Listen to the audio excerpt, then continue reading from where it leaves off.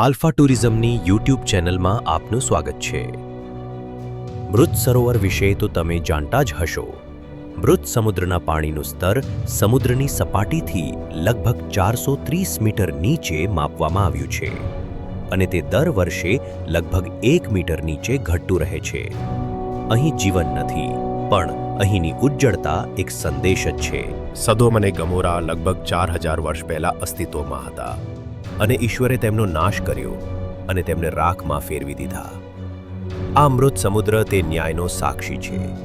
બાઇબલમાં સદોમ અને ગમોરા પરના ન્યાયનો ઉલ્લેખ ઘણી જગ્યાએ થયો છે, જેમ કે મૂસાએ ઇઝરાયલીઓની ભાવિ પેઢીઓ માટે ચેતવણી તરીકે ઉપયોગ કર્યો। પ્રબોધકોએ અધર્મીઓ પર ઈશ્વરના ક્રોધના ઉદાહરણો તરીકે સતત ઉપયોગ કર્યો। ઈસુએ, પ્રેરિતોએ અને પ્રકટીકરણમાં ઈશ્વરે પણ ઉલ્લેખ કર્યો છે।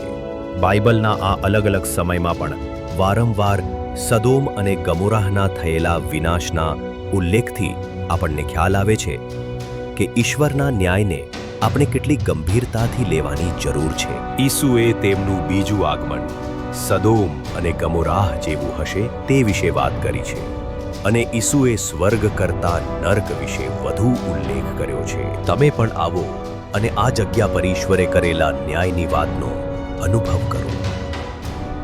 ઈશ્વરે આપણો ઉદ્ધાર થાય અને કોઈનો નાશ ન થાય માટે ઘણું કર્યું છે। હવે આપણે આ મુક્તિનો અંગીકાર કરીને પોતાની જાતને બચાવવાની છે અને હા, લોતની પત્નીની જેમ પાછું વળીને જોવાનું નથી। ઇઝરાયેલની ગુજરાતી ભાષામાં માહિતી આપવાનો અમારો પ્રયત્ન આપને સારો લાગ્યો હોય તો અમારી ચેનલને સબસ્ક્રાઇબ કરીને લાઇક અને શેર કરશો।